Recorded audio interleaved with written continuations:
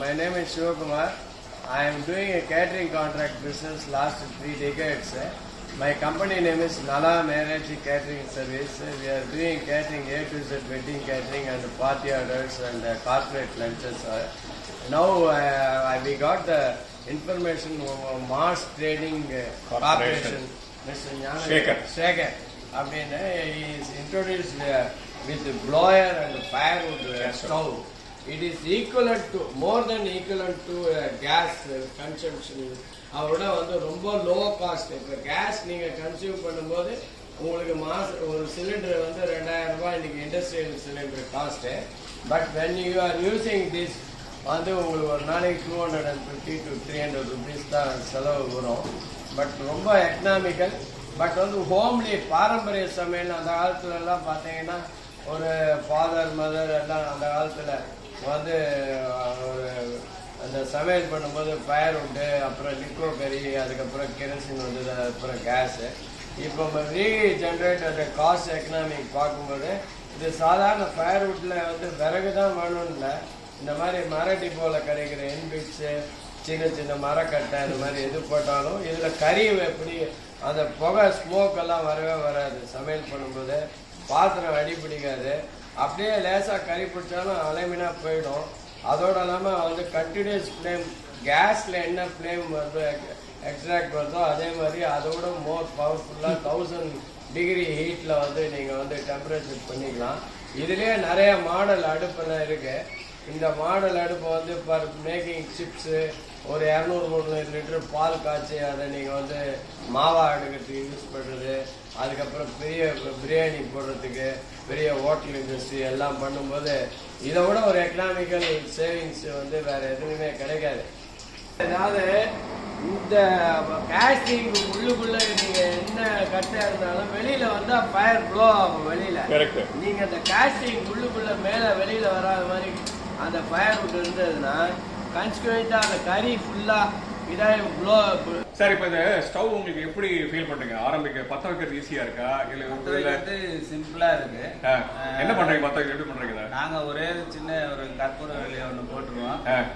4 பக்கமும் சுற்றி கட்டையை முதல்ல அடிக்கிட்டு நடுப்புற ஒரு சென்டராக ஒரு சின்ன பீஸாக கட்டையை வச்சுட்டு அதுக்கு மேலே ஒரு 2 கற்பூரத்தை வச்சு பற்ற வச்சுட்டு அந்த கட்டை லைட்டாக பிடிச்ச உடனே நம்ம ப்ளோயர் ஆன் பண்ணாலே அது ஆட்டோமேட்டிக்காக, அதாவது எடுத்தோடனே ஸ்டார்டிங் வந்து ப்ளோயர் வந்து பெருசாக வைக்காமல் ஸ்மால் குவான்டிட்டி காற்று விடுற மாதிரி வச்சோன்னா அது அப்படியே லைட்டாக எரிஞ்சு நம்ம அடுத்து ஒரு 2 செகண்டில் வந்து நம்ம ப்ளோயர் பெருசு பண்ணோன்னா நல்லா அடுப்பு.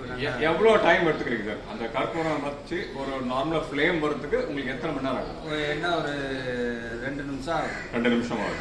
2 நிமிஷம் உங்களுக்கு பிடிச்சிருக்கு. நேச்சுரல், அதாவது நேச்சுரல் வந்து எல்லோ ஃப்ளேம் தான் நம்ம பிடிக்காது. இதில் வந்து புகையோ எதுவுமே வராது.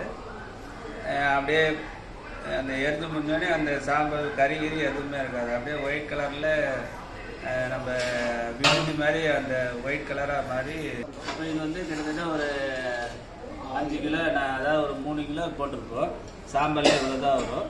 இது இன்னும் கொஞ்சம் அணைஞ்சு முடிஞ்சோடனே இதே மாதிரி இன்னொரு போர்ஷன் வரும். அவ்வளோதான். கேஸுக்கும் இதுக்கும் நேர்லி அதே டைமிங், அதாவது கேஸ் அந்த வாட்டர் கொதிக்கிறதுக்கு அந்த டைமிங்க. பட் இந்த ஃபயரோட கன்ஸ்குவெண்ட்டாக நீங்கள் வந்து ஃபில்அப் பண்ணிட்டே இருந்தீங்கன்னா அதோட ஒரு 1/4 மணி நேரம் முன்னாடி நீங்கள் கேஸ்க்கு 1/4 மணி நேரம் முன்னாடி டிஃப்ரெண்ட்டாக சமையல் பண்ணிடலாம். அதை பிசைட் தட் இது வந்து கரண்ட்ல வந்து இந்த ப்ளோயர் ஸ்மால் ஃபேன் வந்து இது இருக்கு. ஒரு 1 டே ஃபுல்லா நீங்க வந்து அதை கன்சியூம் பண்ணி அடுப்பறத 1 யூனிட்டுக்கு மேல காஸ்ட் வராது. ஈவன் கரண்ட் போயிட்டுனா கூட இதுக்கு தனியா பேட்டரி வைக்கிறாங்க. அந்த பேட்டரியை நீங்க வாங்கி இதோட போட்டுட்டீங்கன்னா அடாப்டர் போட்டுட்டீங்கன்னா கண்டினியூஸ் பவர் இல்லைன்னா கூட உங்களுக்கு வந்து அந்த ப்ளோயர் வந்து ஒர்க் ஆகி வந்து ஃப்ளேம் வந்து உங்களுக்கு வந்து ரொம்ப நல்ல கண்டினியூஸாக ஆகும். ஜஸ்ட் டெமோக்கு வந்து நான் இப்போ கன்சியூம் பண்ணிட்டு இருக்கேன். ஒரு அடுப்பு தான், இன்னும் ஃபர்தராக 2 அடுப்பு ஆர்டர் கொடுத்துருக்கேன். பை வீக்கெண்டில் வந்துடும். நீங்கள் நான் எல்லா கேட்டரும் not I am telling you as a challenge. when you go to this இதே அவரோட நம்பர் சொல்றேன். 9440 927 இது ஃபுல்லா பர்ன் ஆகி வெறும் சாம்பல் ஆஷ். நீங்க வந்து கிட்டத்தட்ட 50 கிலோ யூஸ் பண்ணா கூட நாட் ஈவன் ஆஷ் வந்து ஒரு 1/2 kg கூட வராது. அந்த அளவுக்கு வந்து குப்பையும் உங்களுக்கு சேராது. ஃபுல்லாகவே அந்த ப்ளாயர் வந்து அந்த கறியும் பர்ன் பண்ணி வெறும் ஆஷ் சும்மா ஜஸ்ட் ஒரு 50 to 200 grams தான் ஆஷ் வரும் உங்களுக்கு. இந்த பிகினிங் அடுப்பு பற்ற வைக்கும்போது லைட் ஸ்மோக் இருக்கும். போக போக நல்ல பர்னிங் வந்து அந்த கட்டையெல்லாம் பேர்ன் ஆரம்பிக்கும் போது இந்த ஸ்மோக்கே உங்களுக்கு வராது. சாப்பாட்டில் ஸ்மெல்லே வராதுங்க. வீட்டில் அந்த காலத்தில் பாரம்பரிய சமையல் மாதிரி கறி அடுப்பு சமையல். நான் டெய்லியே இந்த டிவிஎஸ் கம்பெனிக்கு நான் சாப்பாடு கொடுக்குறேன்.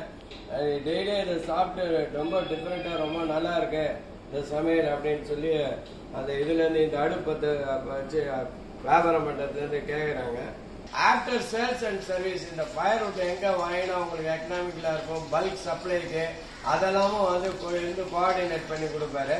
ப்ளாயர் அதாவது இப்போ நீங்கள் 4-5 அடுப்பு வச்சுருக்கீங்க, திடீர்னு ஒரு ப்ளாயர் ஒர்க் பண்ணலன்னா அடிஷ்னலாக ஒரு ப்ளாயர் கேட்டு வாங்கி வச்சுட்டீங்கன்னா உங்களுக்கு மோர் ஹெல்ப்ஃபுல்லாக இருக்கும். இந்த அடுப்பு யூஸ் பண்ணீங்கன்னா உங்களுக்கு வந்து மந்த்லி கன்சப்ஷன் ஆஃப் கேஸில் வந்து உங்களுக்கு 1 lakh வரைக்கும் சேவிங்ஸ் பண்ண முடியும். That part of guarantee I can give you from my side.